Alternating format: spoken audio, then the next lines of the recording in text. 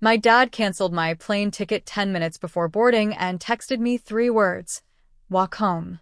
Now. I laughed because I thought he was trying to scare me into missing the family event he'd spent weeks telling me not to attend.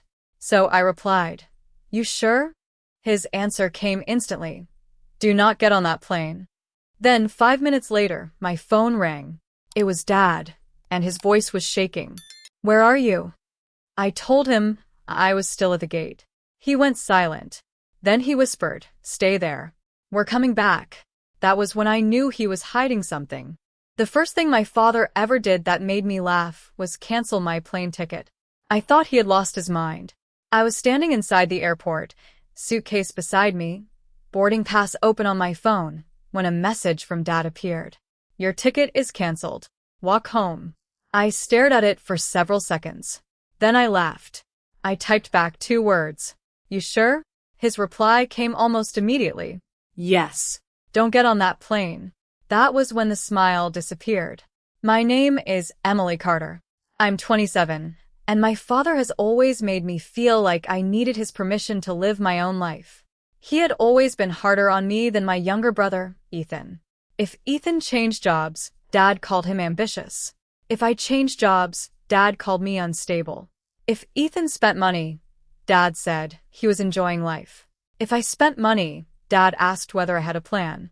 So when I saw that message, my first thought was that this was another attempt to control me. I was flying to Colorado for my cousin's engagement dinner. I had booked the ticket myself 3 weeks earlier. Dad had objected immediately. "You don't need to go." I had asked why. He just said, "It's complicated." Now, apparently, it was complicated enough to cancel my ticket. I walked toward the airline desk, but before I could say anything, my phone rang. "Dad, what did you do?" There was no anger in his voice, only fast, uneven breathing. "Where are you?" "The airport." "I know." "Where exactly?" "Gate 23. Stay there." I frowned. "Dad, 5 minutes ago you told me to walk home." "I know what I said." "Then why are you telling me to stay?" He didn't answer. That silence frightened me more than his message had. "Dad, don't board the plane, Emily. Please. Please." My father almost never said please to me. "Why?" "I can't explain over the phone." "Then explain when I get home." "No." His voice dropped. "Stay where you are. Your mother and I are coming back." I looked at the airport clock. They had already driven nearly 40 minutes toward home. "Why would you drive all the way back for me?" Another silence. Then Dad said, "Because I made a mistake." The call ended. I stood there with my suitcase, suddenly aware that everyone around me was moving while my world had become strangely still. My father's message didn't make sense. His phone call made even less sense. Then my phone buzzed again. This time it was Ethan. "Dad told you not to come, right?" I stared at the message. I typed, "What do you know?" 3 dots appeared, then disappeared. I tried again. "Ethan, what is going on?" "Nothing." He stopped answering. That was when I knew this had nothing to do with a canceled ticket. Something was happening behind my back. And somehow, everyone knew except me. I sat near the gate and opened my booking confirmation. The ticket status had changed. Canceled by customer. I hadn't canceled anything. Then I noticed something else. The cancellation had been made using the account connected to my father's email address. My stomach tightened. Why would Dad use his account to cancel my ticket? I called Mom. No answer. Then a message arrived from an unknown number. A photograph. I opened it.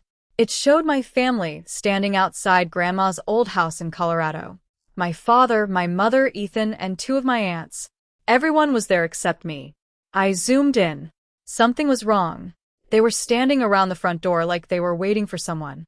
And near the porch, I saw a man I hadn't seen in years. My grandmother's old attorney. The man my family had told me died shortly after Grandma passed away. My hands went cold. Another message appeared. "Your dad didn't cancel your ticket to punish you. He canceled it because you were never supposed to see what is inside that house." I read that sentence twice. My father's panic made sense. He wasn't trying to keep me away from Colorado. He was trying to keep me away from the truth. Dad arrived at the airport 23 minutes later. I saw his SUV pull into the pickup lane through the glass doors. Mom was driving. Dad was sitting in the passenger seat, staring toward the terminal like he was afraid I might disappear. I walked outside with my suitcase. Neither of them spoke when I opened the back door. I put my suitcase inside and climbed in. Dad turned around. "Are you okay?" I almost laughed. "You canceled my ticket and told me to walk home. Then you called me sounding terrified. Now you're asking if I'm okay?" Mom glanced at Dad. "Emily, please." No. "I want answers." Dad looked down at his hands. "There are things you don't know." "I figured that out." He swallowed. "Your name has been used in some paperwork." "What kind of paperwork?" "Property documents." I stared at him. "What property?" Dad hesitated. "Your grandmother's house." For a second, I couldn't speak. Grandma's house had been sold years ago. At least, that's what my parents had always told me. I remembered the day they gave me the news. "It's gone," Dad had said. The family decided selling was the practical thing. I had been 19. I hadn't questioned it. Now I looked at him. "You told me Grandma's house was sold. It was supposed to be." "That's not an answer." Mom finally spoke. "Your grandmother changed her plans near the end." "What plans?" Dad looked toward the windshield. "She transferred the property." "To who?" He didn't answer. My heart started pounding. "Dad." He finally looked at me. To you. Everything inside me seemed to stop. "What?" "Your grandmother transferred the house into your name before she died." I stared at him. "You're telling me I own Grandma's house?" "Technically, yes." "Then why have I spent 8 years believing it was sold?" Dad closed his eyes. "Because Ethan needed the money." There it was. My brother. Of course. I felt something inside me harden. What did Ethan need? He had debts. Business problems. Your grandmother knew about them. So you hid my property because Ethan needed money? It wasn't that simple. It sounds pretty simple. Dad looked miserable. Then I remembered the photograph. "The attorney," I said. "He's alive." Dad's expression changed. "You saw him?" I saw the picture. Mom covered her mouth. Dad whispered, "That changes everything." "Why?" He didn't answer. I reached for my phone. "I have an email from Grandma." Dad immediately said, "Don't open anything until we talk." That was the worst thing he could have said, because now I knew there was something worth opening. I searched my old email account and found the message. It was dated 3 weeks before Grandma died. The subject line was simply, "For Emily." My hands shook as I opened it. There was one sentence. "If they ever tell you the house was sold, don't believe them." Underneath was a scanned document. The original property transfer. My name was there. The date was there. And Grandma's signature was there. I looked at Dad. "You knew?" "Yes." "For 8 years." He nodded. "Why?" "Because your grandmother wanted you to have the house, but Ethan's situation was getting worse. So you chose Ethan." "I thought I was protecting the family." "You protected him." Dad didn't respond. I scrolled through the attached documents. There was another page. A legal notice concerning an attempted ownership change. Someone had tried to move the property out of my name. Who did this? Dad's silence answered before his words did. "Ethan." I felt sick. Then another detail caught my attention. "When was this filed?" "Last month." "Last month?" Dad nodded. "That means they're still trying to sell it." "Yes." I looked at the photograph again. Everyone was at the house. My parents. Ethan. The relatives. And Grandma's attorney. "Then why did you cancel my ticket?" Dad's face tightened. "Because they know you're coming. And they've been trying to get there before you." I stared at him. "What are they going to do?" Dad looked away. "Destroy the evidence." My stomach dropped. "What evidence?" "The original documents. Your grandmother kept copies of everything. The attorney has them now." "So you knew they were going to destroy them?" "I found out this morning." "Then why didn't you tell me?" "Because I was scared." My father had never said those words to me. Not once. "Scared of what?" He looked directly into my eyes. If Ethan finds out I told you, he'll know I turned against him. I shook my head. He already turned against me. Dad's eyes filled with regret. Then my phone buzzed. Another message from the unknown number. They're inside the house. A second message appeared immediately. You have less than an hour. I looked at Dad. Then why are we sitting here? He started the engine. Because if we go there now, they'll know I told you everything. I reached for the door handle. Good. Dad looked at me. I opened the door. Let them know. We reached Grandma's house just before sunset. Dad parked across the street. Why are we stopping here? I don't know who's watching. 2 cars sat outside. Ethan's truck. My aunt's SUV. We crossed the street and entered through the unlocked front door. Voices came from the hallway. You can't take those documents, Ethan said. A calm male voice answered. They don't belong to you. Everyone stopped. Ethan turned pale. Emily. Surprised. Mom moved toward me. Sweetheart, this isn't what you think.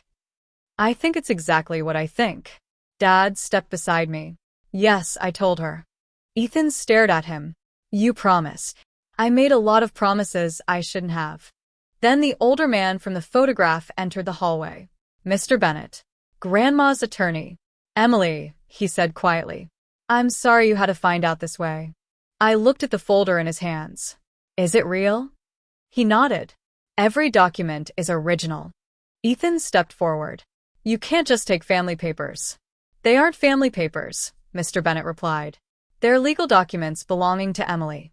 Ethan laughed nervously. She doesn't understand what they mean. I understand enough. Mr. Bennett opened the folder. Your grandmother specifically instructed me to ensure Emily received this property. He handed me the deed. My name was printed across the top. Ethan's expression hardened. That document was supposed to be changed. I looked up. Changed? He froze. Mr. Bennett answered. They attempted to file a transfer without Emily's authorization. My aunt started crying. We were only trying to protect the family. By taking my house. By keeping it together. You mean selling it? Nobody answered. Then Ethan said, You don't deserve it. I looked at him. Maybe not. But Grandma disagreed. Mr. Bennett reached into the folder. She left something else for you. He handed me an envelope. My name was written across the front in Grandma's handwriting. My hands shook as I opened it. The letter was short. Grandma explained that she knew certain family members would pressure me to give up the property. Then I reached the final line. Choose peace, but never confuse peace with surrender. I folded the letter and looked at Dad. You knew about this? Yes. For 8 years. He nodded. Why? Because I thought protecting Ethan would keep our family together. It didn't keep us together, Dad. It only kept the truth away from me. He lowered his head. I know. Ethan suddenly asked, So what now? I'll sell it. Ethan's face changed. You can't. Actually, I can. Mr. Bennett nodded. The property is legally yours. You can decide what happens to it. Ethan looked furious. You're really going to take it away from your own family? I answered quietly. You already took 8 years of my life by lying to me. I'm not giving you anything else. Dad followed me. Emily. I stopped. Can we fix this? I turned around. I don't know. But I'm willing to try. Then start with the truth, I said. Even when the truth makes you uncomfortable. He nodded. 3 months later, I sold the house. I kept only one thing from Grandma's home, a small recipe card she had written by hand. I also started the small business I'd been dreaming about for years. Sometimes I still think about that airport, about Dad's message. Walk home. He thought canceling my ticket would keep me away from the truth. Instead, his panic exposed everything. They rushed back because they were afraid I'd discover the secret without them. But they were too late.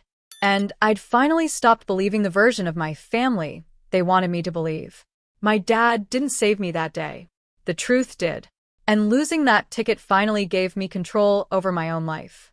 Sometimes the worst thing someone does to you becomes the moment you finally choose yourself and your future.